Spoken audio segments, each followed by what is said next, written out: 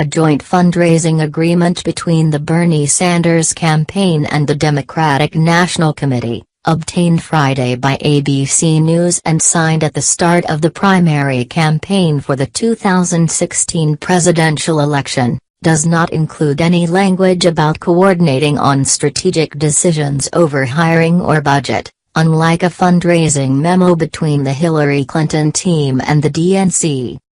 Former Sanders staff members argue that the Sanders-DNC agreement refutes the claim by the DNC that the two campaigns were offered similar treatment by the party.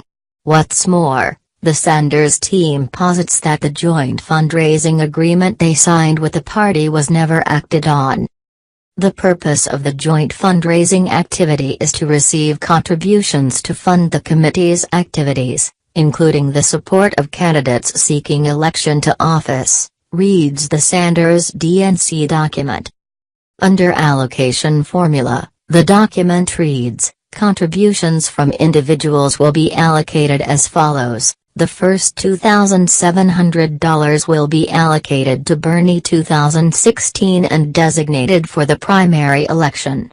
The next $33,400 of a contribution will be allocated to the Democratic National Committee. As ABC News reported Friday, the Clinton-DNC agreement returned to the political spotlight this past week when an excerpt from former interim Democratic National Committee Chairwoman Donna Brazile's book, Hacks, The Inside Story of the Break-ins and Breakdowns That Put Donald Trump in the White House, was published in Politico magazine. Brazile, a former ABC News political contributor, writes she was shocked when she heard that the Clinton campaign had entered into a joint fundraising agreement with the DNC long before it was clear that Clinton would be the party's nominee. The funding arrangement with Hillary for America and the Victory Fund agreement was not illegal, but it sure looked unethical, Brazile writes. If the fight had been fair, one campaign would not have control of the party before the voters had decided which one they wanted to lead. This was not a criminal act, but as I saw it, it compromised the party's integrity. In light of the revelation by Brazile, multiple sources have confirmed to ABC News that DNC Chair Tom Perez wrote a note to the members of the party Friday, in which he defended the conduct of previous party leadership and stood by the party's impartiality.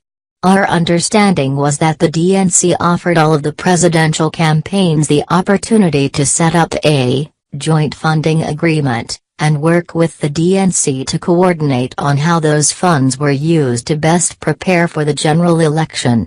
Since then, both of those joint fundraising committees have been shut down, he wrote.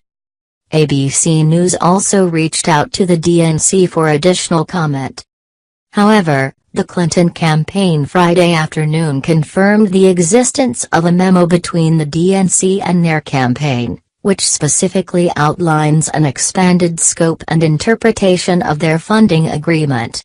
In that memo, Hillary for America, HFA, reportedly agreed to help the DNC raise money and clear its debts, and in exchange, the party consented FA personnel will be consulted and have joint authority over strategic decisions over the staffing, budget, expenditures, and general election-related communications, data, technology, analytics, and research.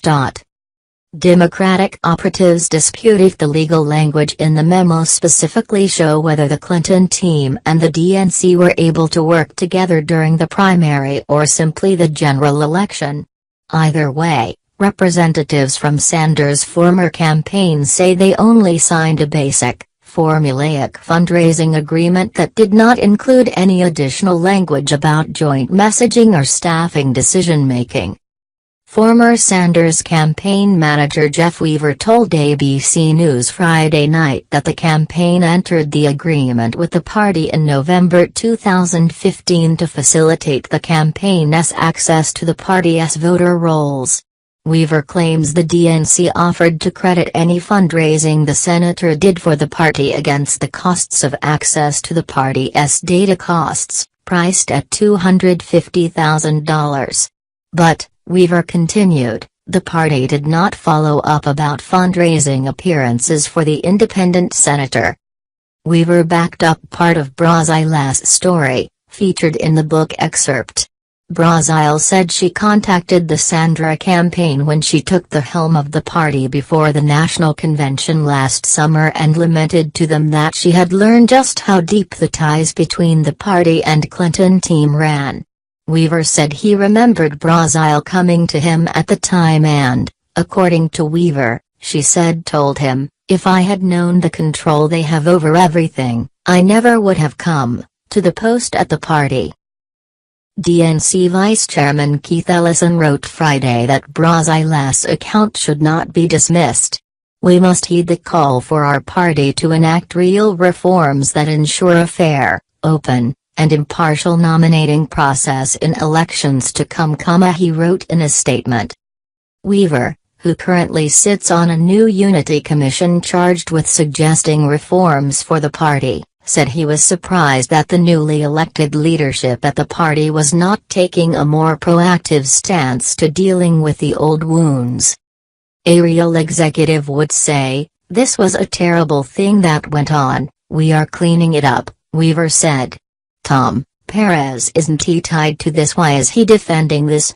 It's ridiculous." Brazile is set to appear on Abcast this week with George Stephanopoulos this Sunday to discuss her new book.